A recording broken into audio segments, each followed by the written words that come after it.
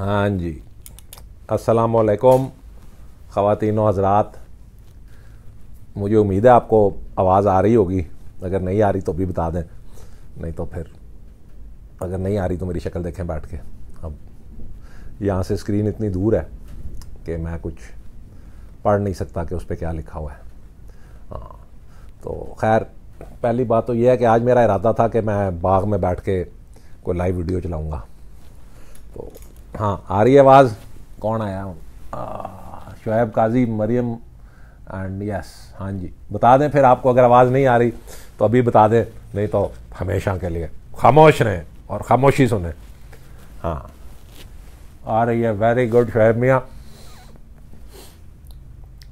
फ़ारसी की जो होती है ना एक तशरीह, आप तशरीह पढ़ के शुएब साहब तशरीह वाले शारे के नताइज को तस्लीम कर लेते हैं, अपनी अकल और जहन और दिल इस्तेमाल करके अल्लामा साहब के असल मकसद तक पहुंचने की कोशिश करें। अल्लामा साहब यही चाहते थे कि अपनी दुनिया आप पैदा करें, औरों की तशरीहों को फॉलो ना करें। हाँ, तो खैर मेरा इरादा था कि आज बाग में बैठ के लाइव वीडियो चलाऊँगा। ओहो, इंटरनेट इज़, हाँ एक तो ये चल पे है उन, एक तो ये इंटरनेट आज बड़ा तंग कर रही है। हाँ जी, इंटरनेट बहुत तंग कर रही है। बार बार connection available, connection not available, ये बार बार गायब हो जाती है। मेरा इरादा था आज बाग में बैठ के वीडियो रिकॉर्डिंग चलाने का, पर जैसा कि आपको शायद मालूम हो, लाहौर में इस वक्त तेज़ बारिश हो रही है। तो ये बाहर की बारिशें शुरू हो गई हैं।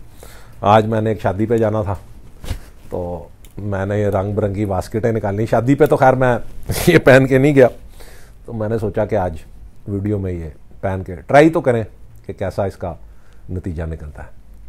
तो खैर एक वैसे रात को मैंने अजीब सी ख्वाब देखी कि साबिक वज़ीर आज़म, मैं कोई सियासी तौर पे सियासी गुफ्तगू करने पसंद नहीं करता, ना मैं सियासी तौर पे किसी का पैरोकार हूँ।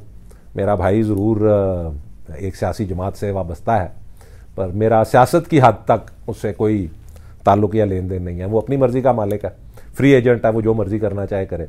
ना वो मेरी बात मानता है, ना मेरी बात सुनता है, ना मैं उसकी बात मानता हूँ या सुनता हूँ। बट एनीवे, भाईचारगी और हम आहंगी तो हमारी ज़िंदगी में, मोहब्बत में कोई कमी नहीं आती। पर सियासी रास्ता अगर उसने चूज़ किया है तो वो उसकी मर्ज़ी है। मैं तो किसी सियासतदान का पैरोकार नहीं हूँ, ना मैं किसी का साथ देता हूँ। बट मैंने रात को ख्वाब में देखा कि साबिक वज़ीर आज़म नवाज़ शरीफ को अल्लामा साहब से डांट पड़ रही है, और इतनी डांट पड़ी कि वो उठ के तो उसने दौड़ लगा ली। तो खैर ख्वाबें तो ख्वाबें होती हैं, पर मुझे इस ख्वाब से कुछ थोड़ा सा अंदाज़ा हुआ है कि शायद कुछ मियाँ साहब के दिनों में दिल में तो खैर मियाँ साहब की तब्दीली नहीं आ सकती मेरे ख्याल से, पर दिनों में शायद कुछ तब्दीली आ जाए या शायद कुछ बुरा वक्त आ जाए। अल्लाह साहब को अपने हिफ्ज़ व अमान में रखे, और कम अज़ कम और किसी को तो नहीं, पर पाकिस्तानियों को और मुसलमानों को बेहतर दिन दिखाए। मेरी तो हमेशा यही दुआ होती है कि अल्लाह ताला सारी दुनिया के मुसलमानों की बेहतरी करे। अब मुनाफिक और इस्लाम दुश्मन तो हर मुआशरे में और हर सोसाइटी में और हर तहज़ीब में एग्जिस्ट करते हैं। उनको फिर अल्लाह ताला ही सज़ा देगा। दिलों के हाल भी अल्लाह ताला जानता है, किसके दिल में कितना ईमान है और कितनी बेईमानी है, वो भी अल्लाह ताला को मालूम है। खैर, तो आज बारिश ना होती तो मैं बाग में बैठा होता, पर आज क्योंकि बारिश हो रही है, एकदम मैं बैठा हुआ था बाग में, मैं कैमरे तैयार कर रहा था, तो एकदम बारिश होनी शुरू हो गई और फिर मुझे भाग के अंदर आना पड़ा। फिर यहाँ पे 1 घंटा मुझे और लगा कैमरे सेट करने में, इसलिए इतनी देर हो गई है, इतनी रात हो गई है। तो खैर आज हम फिर अपना आईपैड में से कुछ कलाम इकबाल थोड़ा सा आपको सुना देते हैं। हज़रत अल्लामा साहब फरमाते हैं, समा सकता नहीं पहनाए फितरत में मेरा सौदा, गलत था ए जुनू शायद तेरा अंदाज़ा ए सहरा। खुदी से इस तिलिस्मे रंग व बू को तोड़ सकते हैं। यही तो हीत थी जिसको न तू समझा न मैं समझा। निगाह पैदा करे गाफिल, तजल्ली ऐन फितरत है कि अपनी मौत से, अपनी मौज से बेगाना रह सकता नहीं दरिया। रकाबत इल्म व इरफा में गलत बीनी है मंबर की, कि वो हल्लाज की सूली को समझा है रकीब अपना। खुदा के पाक बंदों को हुकूमत में, गुलामी में ज़रा कोई अगर महफूज रखती है तो इस्तगना। यस, खुदा के पाक बंदों को हुकूमत में, गुलामी में ज़रा कोई अगर महफूज रखती है तो इस्तगना। Yes, very good. तो इस तरह के मौसम में सिगार पीने का अपना ही मज़ा आता है। हाँ, वेरी गुड। तो मुझे बड़ा अफसोस होता है, मैं अक्सर सोशल मीडिया पे देखता हूँ कि अब तो मैंने एक उसको प्रोफेसर को उस दिन देखा है, पता नहीं वो क्या उसका गुड बॉय या क्या, वो इंडिया में जाके टाइम्स ऑफ इंडिया ने उसका इंटरव्यू शाया किया हुआ जिसमें कायदे आज़म के ख़िलाफ़ उसने बहुत सख्त और नाज़ेबा ज़बान इस्तेमाल की हुई। मुझे अफसोस होता है कि हमारे असातिज़ा, हमारे स्कॉलर्स जो हैं, उनको तहरीक पाकिस्तान, टू नेशन थ्योरी, हज़रत अल्लामा इकबाल की काविशें, कायदे आज़म मोहम्मद अली जिन्ना का मार्का, जद्दोजहद, जो करिश्मा कायदे आज़म मोहम्मद अली जिन्ना ने किया था, जिसके ज़रिए हमें पाकिस्तान हासिल हुआ था, आज हम उस चीज़ को फरामोश कर चुके हैं, हम भूल चुके हैं। हमें इन लोगों को पता ही नहीं है कि पाकिस्तान किस बुनियाद पे बना था, क्या मुहर्रिकात थी, किस चीज़ के ज़रिए गुजर के हमें जाना पड़ा था। हज़रत अल्लामा इकबाल को तो अब मैं देखता हूँ कई स्कॉलर्स बिल्कुल ही सीन से गायब ही कर देते हैं, उनका जिक्र ही नहीं करते। आज मैं किसी अखबार में एक मजमून पढ़ रहा था, अब फिर लोग ऐसे भी मैं देखता हूँ जो कहते हैं कि असल पाकिस्तान को बनाने वाला चौधरी रहमत अली था। देखें, इस तरह की बातें लोग करते हैं जो कि बिल्कुल गलत है। चौधरी रहमत अली का सिवाय पाकिस्तान नाम को कॉइन करने के तहरीक पाकिस्तान के साथ बाज़ाब्ता कोई ताल्लुक नहीं था। चौधरी रहमत अली ने एक अपनी स्कीम चलाई थी, पाकिस्तान स्कीम, जिसको ना कायदे आज़म ने कबूल किया था, ना अल्लामा साहब उसके रुकन बने थे। अल्लामा साहब के तो खतूत में है कि मेरा पाकिस्तान स्कीम के साथ कोई ताल्लुक नहीं है। वो चौधरी रहमत अली की स्कीम थी जो कायदे आज़म की तहरीक पाकिस्तान थी, जिसके अंदर अल्लामा इकबाल साहब का भरपूर किरदार था। वो तहरीक थी जिसने हमें पाकिस्तान हासिल करके दिया था। पहली चीज़ तो हमें सबसे ज़रूरी ये समझने की, अहम चीज़ हमें ये समझने की ज़रूरत है, कायदे आज़म मोहम्मद अली जिन्ना की जो तहरीक थी उसके ज़रिए हमें पाकिस्तान हासिल हुआ था। और वो जो तहरीक थी जिसके लिए हज़रत अल्लामा इकबाल ने खुतबा इलाहाबाद दिया था, दो कौमी नज़रिया पेश किया था, वो कायदे आज़म की तहरीक थी। उसके ज़रिए हमें पाकिस्तान मिला। नाम पाकिस्तान हमने 1940 की करारदाद लाहौर के बाद एक्सेप्ट किया। अल्लामा इकबाल साहब की वफ़ात के 2 या 3 सालों के बाद ये नाम एक्सेप्ट किया गया था। अगरचे जनाब लियाकत अली ख़ान साहब ने एक तकरीर की थी कि यह नाम भी अल्लामा साहब ने ही रिकमेंड किया था। अल्लाह बेहतर जानता है। इस तरह के लोगों को भी मैं देखता हूँ, मुझे अफसोस होता है, जो कहते हैं पाकिस्तान का मतलब क्या, ला इलाहा इल्लल्लाह। मैं तो यही समझता हूँ कि पाकिस्तान का मतलब यही है, मुसलमानों के लिए अलहदा रियासत का क़याम इसी बुनियाद पे है। और किस चीज़ की बुनियाद पे है, उसको लोग एक्सेप्ट नहीं करते। अजीब अहमक किस्म के लोग हमारी दुनिया में, हमारी मुमलिकत में बसते हैं। कभी खुतबा इलाहाबाद को गौर से पढ़ें। अंग्रेज़ ने अपने तरीके से अपना जो सिस्टम ऑफ गवर्नमेंट था वो बरे सगीर के ऊपर मुसल्लत किया था। उसके रूल्स और उसकी पैरामीटर के अंदर रह रह के हज़रत अल्लामा इकबाल ने काविश की, कायदे आज़म मोहम्मद अली जिन्ना को इस चीज़ पे राज़ी किया, और कायदे आज़म की मेहनत और काविशों से ही ये मुमलिकत हासिल हुई। पर वो जो सारी तहरीक थी वो अंग्रेज़ के रूल्स और लॉ के पैरामीटर के अंदर अंदर थी, उससे बाहर नहीं थी।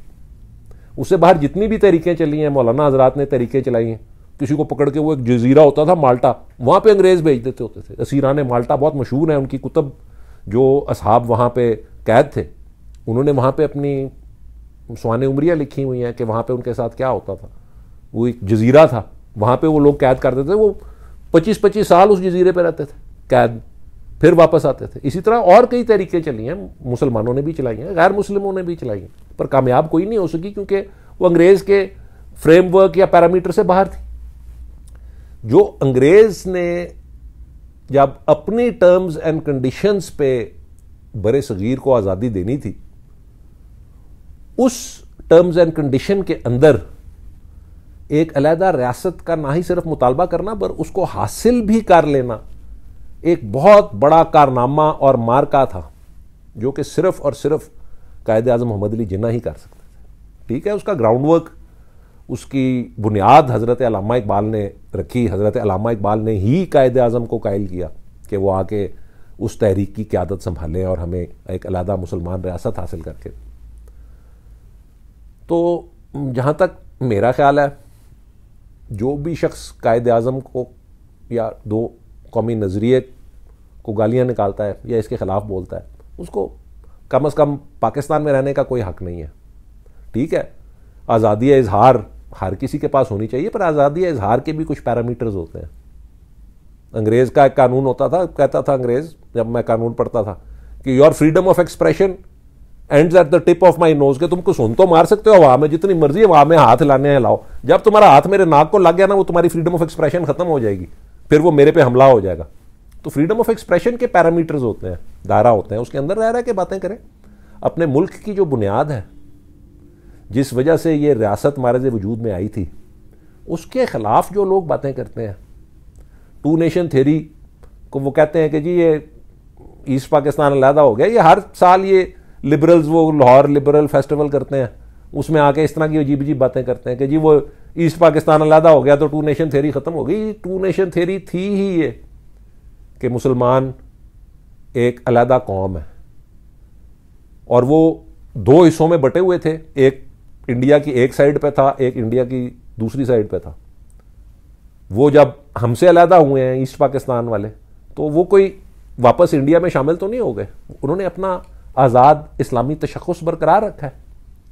इस वक्त दुनिया की सबसे बड़ा जो तबलीगी इज्तिमा होता है वो बांग्लादेश में होता है।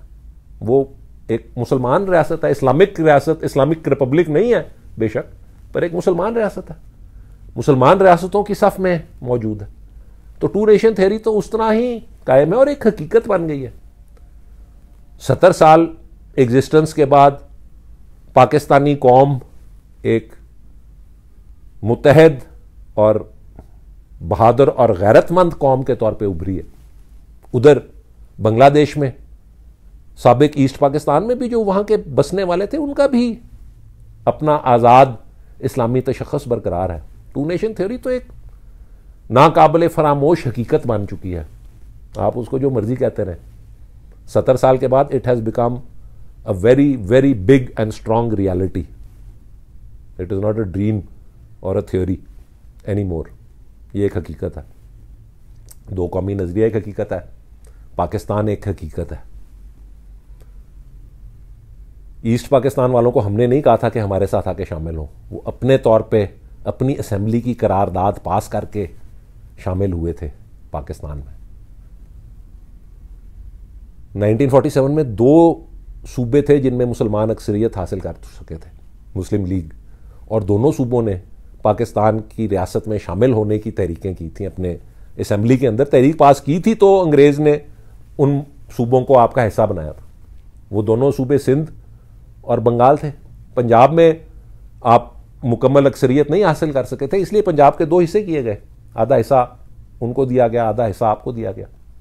KPK में जमहूरी तौर पे एक और जमात कामयाब हुई थी, खुदाई खिदमतगार, ये ANP के प्रेडिसेसर बादशाह खान की जमात हुई थी। वहाँ पे जमहूरी तौर पे आप कामयाब नहीं हो सके थे, वहाँ पे रेफरेंडम किया गया था। रेफरेंडम में 90%, 95% पॉपुलेशन ने वोट किया था कि वो पाकिस्तान में शामिल होना चाहते हैं। जो कुछ 1971 में ईस्ट पाकिस्तान में हुआ, मैं समझता हूँ कि वो एक सोची समझी साजिश थी। साजिश हमारे कुछ लोगों की थी, हमारे हुक्मरानों की थी, उस वक्त के दौर के आला सरकारी मुलाजमीन की थी। आप अयूब खान की डायरीज पढ़ें, 1967 में उसने मीटिंग्स कॉल की हुई हैं कि ये हम इस चीज़ को देखें कि ईस्ट पाकिस्तान ने अगर अलहदा होना है तो उसकी क्या मॉड्यूलेशंस होनी चाहिए। एक गैर मुस्लिम सरकारी मुलाजिम था, डिप्टी चेयरमैन प्लानिंग कमीशन, उसने पूरा फ्रेमवर्क बनाया था कि जी ईस्ट पाकिस्तान को अगर अलहदा किया जाए तो किस तरीके से किया जा सकता है जिससे वेस्ट पाकिस्तान को कम से कम नुकसान हो। तो ये मेरे नज़दीक ये सानिया भी कभी ना होता अगर हम कुछ दस्तूर पहले बना लेते, दोनों विंग्स की पावर्स और ऑटोनॉमी के बारे में पहले फैसला कर लेते। हम एक मुल्क थे पर 1000 मील का फासला हमारे दरमियान हायल था, और वो भी एक दुश्मन मुल्क का। सर्वाइवल मुश्किल था पर नामुमकिन नहीं था। ये अपनों की वजह से ही हम अलहदा हुए हैं। हमने किसी और को मौका दिया कि वो बीच में आके ये सब कुछ करे। खैर, इस पे किसी वक्त इन दोनों बातों पे, टू नेशन थ्योरी पे और ब्रेकअप ऑफ पाकिस्तान पे किसी वक्त तफसील से गुफ्तगू करेंगे। ये लाइव वीडियो के पैरामीटर में एक लफ्ज़ आज मेरी ज़बान पे चढ़ गया, मैं बहुत ज़्यादा इस्तेमाल कर रहा हूँ, पर लाइव वीडियो में इतनी लंबी गुफ्तगू नहीं हो सकती। पर आज सही सिगार पीने वाला मौसम है, तो मेरा ख्याल है मैं बाकी सिगार पीता हूँ, कोई और नज़म देखते हैं अगर मुझे समझ आती है।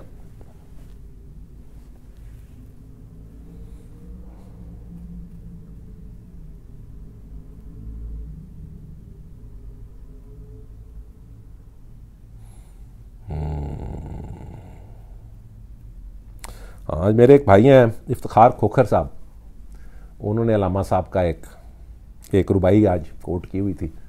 बजाय आईपैड से पढ़ने के मैं वही आपको सुना देता हूँ, मुझे ज़बानी याद है। उसमें हज़रत अल्लामा इकबाल साहब फरमाते हैं, अता असलाफ का जज्बे दुरू कर, शरीके ज़ुमरा ला यहज़नू कर, खिरत की गुत्थियाँ सुलझा चुका मैं, मेरे मौला मुझे साहिब जुनू कर। यस, कमाल शेर है, कमाल रुबाई अल्लामा साहब की। खैर, शेर तो मुझे और भी बहुत सारे याद हैं। ऐसे बुज़ुर्ग भी मैंने देखे हैं जिनको सारा सारा कलाम इकबाल याद होता था।